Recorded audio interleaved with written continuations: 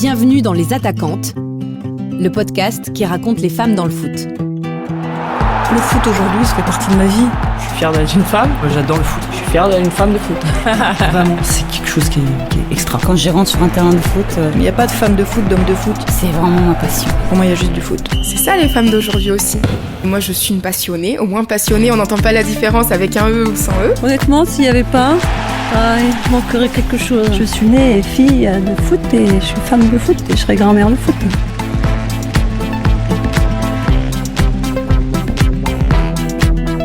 Sur le terrain, rien ne leur échappe. À la touche ou au centre, leurs yeux scrutent le match, scannent les mouvements des joueurs et ne quittent pas une seconde le ballon. Elles ne font pas les règles, mais elles font le jeu. Je suis Camille Maestracci, épisode 5, La Dame en Noir.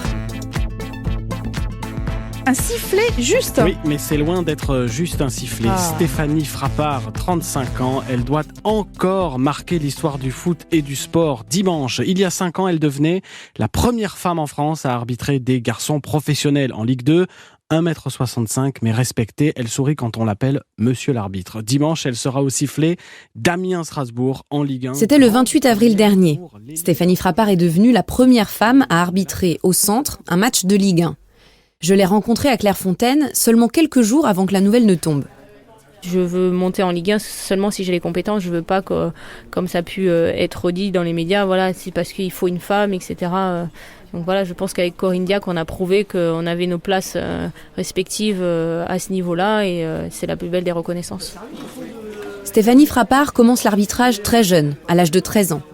Elle monte les échelons petit à petit et à ses 30 ans, tout s'accélère.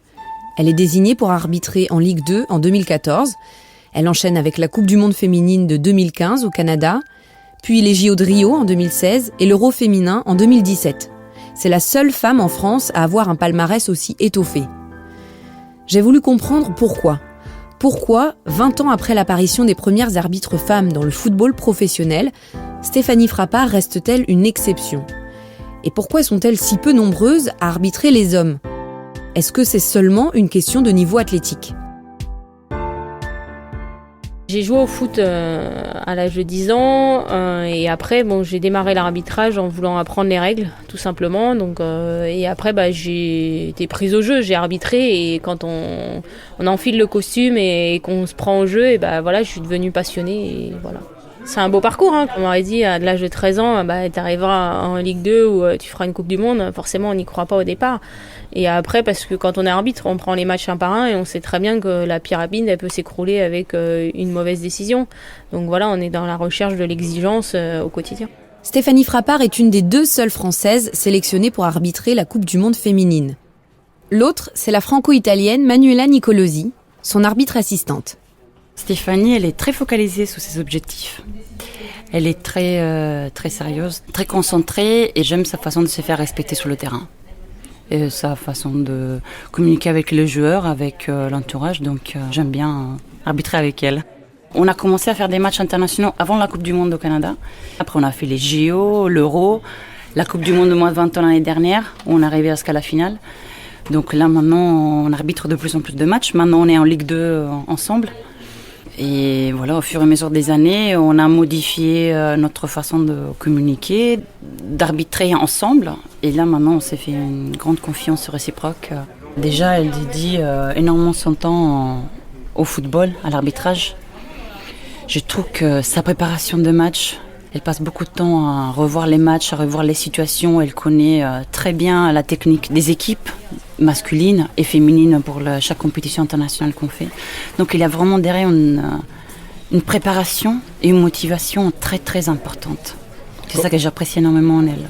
Pour le mondial, les meilleures arbitres femmes du monde ont été sélectionnées.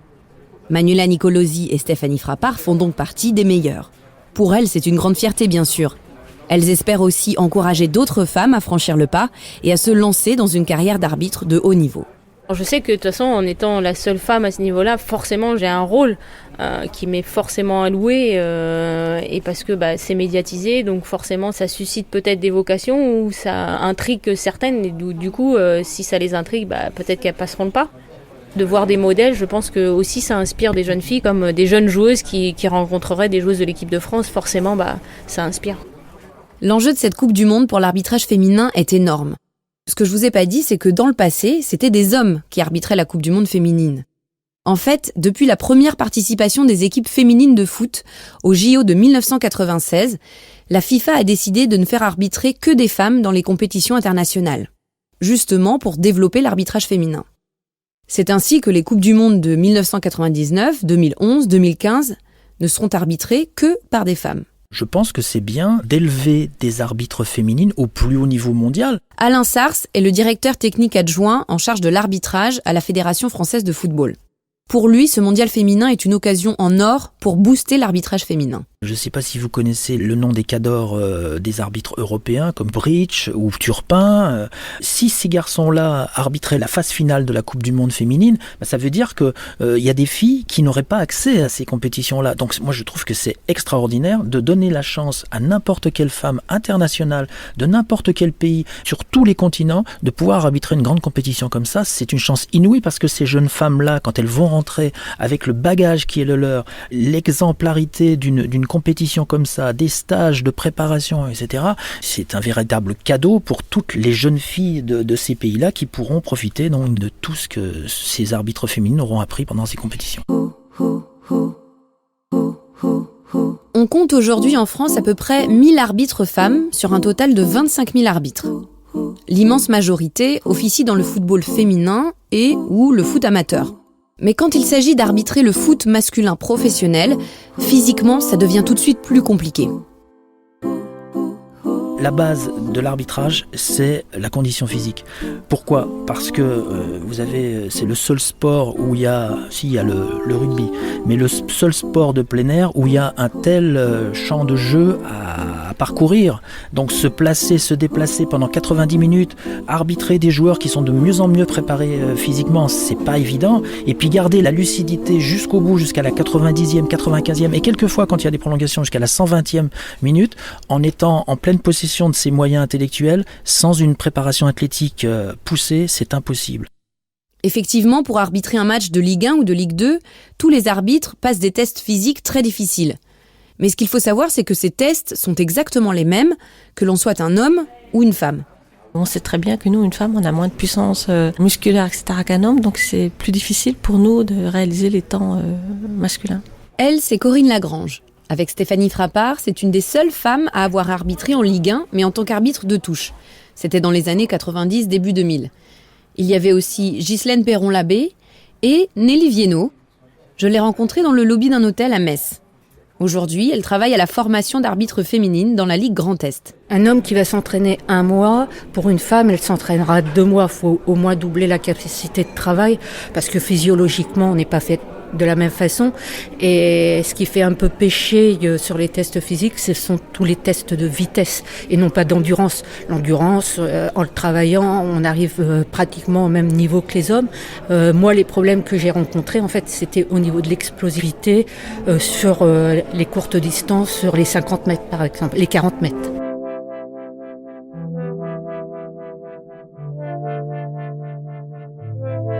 Elle fait l'attraction, preuve qu'elle est denrée rare. Nelly Viennot courra ce soir sur l'un des côtés du terrain du Parc des Princes à Paris. Nelly Viennot, première femme juge de touche évoluant en première division pour le football et pas n'importe quel match. PSG Martigues, l'enjeu ce soir est de taille. S'ils gagnent, les Parisiens retrouveront la tête du championnat accrochée au crampon de Madame le juge de touche avant le match. Christophe Cessieux.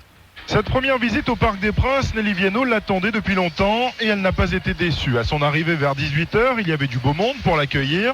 Joël Quignou, ancien arbitre international, mais aussi Michel Denisot, le président du Paris Saint-Germain en personne, accompagné d'un très joli bouquet de fleurs. Bon, merci pour le bouquet de fleurs.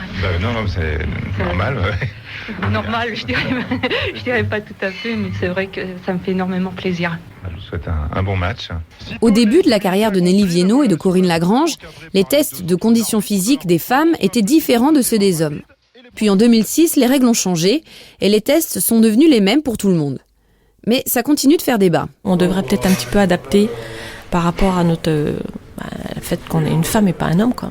Après, c'est toujours pareil, si le minima est de 6 secondes et puis qu'on recale un homme à 6,05, on accepte une femme à 6,10, on va dire, voilà, Une femme qui passe ou pas des tests ou à 5/10 près, elle va être quand même en capacité d'arbitrer un match de très haut niveau d'hommes. Oui, bien sûr qu'elle sera en capacité. Après, c'est l'état d'esprit qu'il faut changer par rapport aux hommes. Il ne faut pas qu'il y en ait un qui fasse 6,05 et qui dise moi on ne me prend pas, alors qu'on prend une femme qui fasse 6,10. Il faut qu'ils comprennent aussi qu'on n'a pas la même puissance physique. Quoi. Dans ce que me dit Corinne Lagrange, j'ai l'impression que ça bloque plutôt du côté des arbitres hommes. C'est-à-dire qu'ils pourraient se sentir lésés si les femmes avaient des tests physiques moins contraignants. Alain Sars, lui, m'explique que cette règle a été imposée par la FIFA, et d'ailleurs il le regrette. C'est pas nous qui le voulons, c'est la FIFA qui impose ces tests-là, et donc nous n'avons pas le choix que de suivre les demandes de la FIFA en ce sens. Ça veut dire que dès leur plus jeune âge, nos jeunes filles qui sont intéressées par l'arbitrage doivent suivre un protocole de préparation athlétique qui leur permettra de réussir ces tests. Stéphanie les réussit, il n'y a pas qu'elle, il y a aussi Manuela Nicolosi qui est arbitre assistante internationale, elle réussit ses tests. Donc on espère qu'avec des séances d'entraînement, des préparations athlétiques, je pense que dans quelques mois, on va voir le fruit de cette préparation spécifique athlétique et on va voir de plus en plus de filles qui vont réussir les tests masculins. Il y a un autre frein à la réussite des femmes au haut niveau. Mais là, on sort du terrain de foot. C'est le prétexte de la vie familiale. Ça vaut pour les arbitres comme pour les joueuses d'ailleurs. C'est un sujet qui a l'air de beaucoup compter pour Corinne Lagrange. On en a longtemps discuté ensemble. Et les femmes arrêtent pour se consacrer à leur vie familiale. Et je pense que là, il y a un travail à faire, mais c'est plus dans le domaine sportif, mais c'est un travail pour dire, oui, la femme, bien qu'il y ait des enfants, etc., elle peut continuer à faire son plaisir sur le terrain et il faut que l'homme mette quelque part la main à la pâte en s'occupant des gamins. Moi, j'ai un garçon maintenant qui a 23 ans. Mais moi, j'ai pas arrêté. Donc nous, c'était moitié-moitié. Quand c'est moi qui étais sur le terrain, c'était le papa qui s'en occupait. Et quand c'était lui qui était sur le terrain, c'est moi qui m'occupais du fiston. Ah, parce que lui jouait aussi ? Il était arbitre aussi. Je l'ai eu au moment de commencer la fédération. Donc quand j'étais Ligue 2, donc il était là quand je suis passée Ligue 1. Et donc par exemple, physiquement, les préparations, les entraînements, etc., après avoir eu votre enfant, il a fallu vous y remettre, c'était dur, mais vous l'avez fait, comment ça se passait ? Ah oui, mais on se bat contre le chrono, on se bat contre le chrono. On sait qu'on a des temps à faire, on sait qu'il faut se préparer physiquement, etc. Quand on est motivé, on y va, quoi. On y va, on se prépare. Même après une grossesse. Même après une grossesse. Et c'est un arrêt d'un an, 1 an et demi qu'on peut connaître sur une grosse blessure, etc.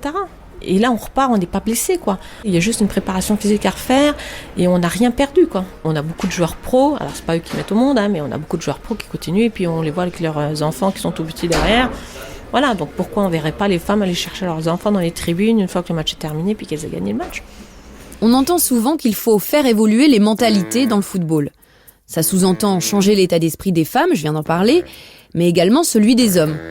Les arbitres femmes ne sont pas à l'abri du sexisme, qui est, il faut le dire, assez courant dans le milieu du football. Stéphanie Frappart en a fait les frais, une fois. L'entraîneur de Valenciennes s'était emporté à cause d'un pénalty non sifflé. Il avait déclaré...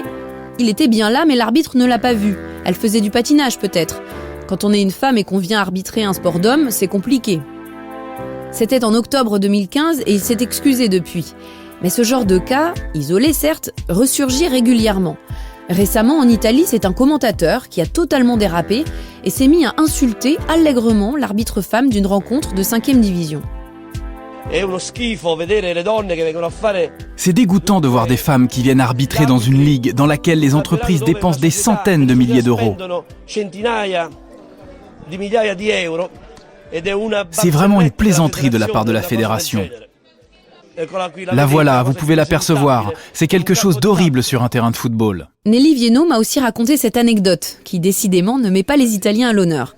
C'était le président de l'AS Roma sur un de mes matchs de Coupe d'Europe, où à la fin du match, il est rentré dans mon vestiaire, dans notre vestiaire, et il m'a dit j'ai pas pu regarder le match, j'avais trop peur que vous fassiez des bêtises.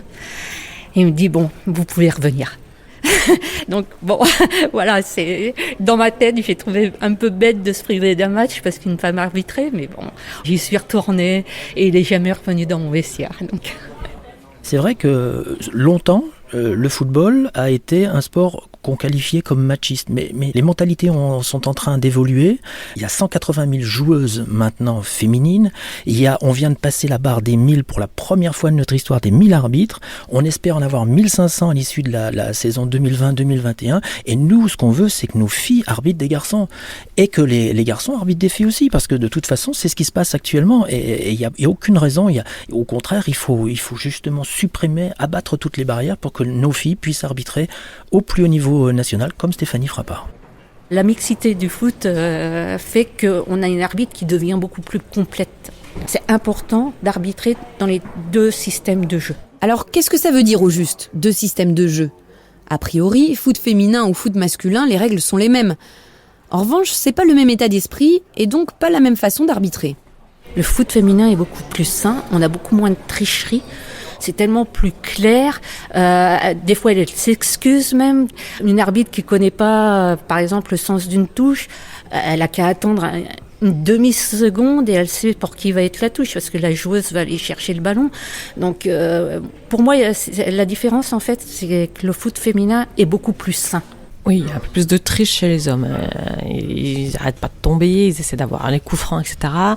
Il y en a moins chez les femmes. Les femmes restent plus debout et vont moins simuler que les hommes. Même si Nelly Viennot et Corinne Lagrange ont l'air de préférer arbitrer des matchs de femmes, elles admettent bénéficier d'un certain avantage quand elles arbitrent des hommes. Au niveau des joueurs, des dirigeants, je dirais que j'ai beaucoup été respectée et plus respectée que mes collègues hommes. Ça, c'est indéniable. Ça voudrait dire qu'être une femme dans votre métier, c'est plutôt un avantage ? Moi, j'ai toujours pensé comme ça. C'est vrai, on s'en rend compte.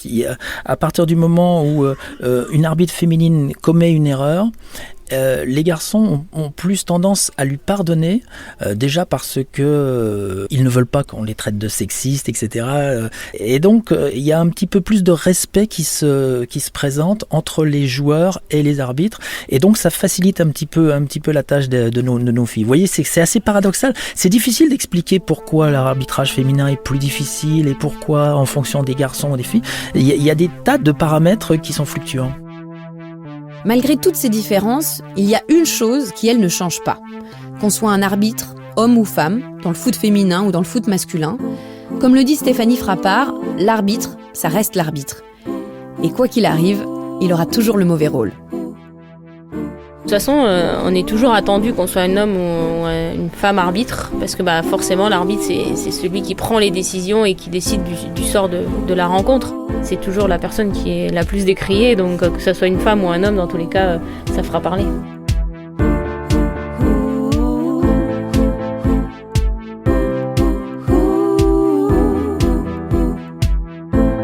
Vous venez d'écouter le 5e épisode de la série Les Attaquantes.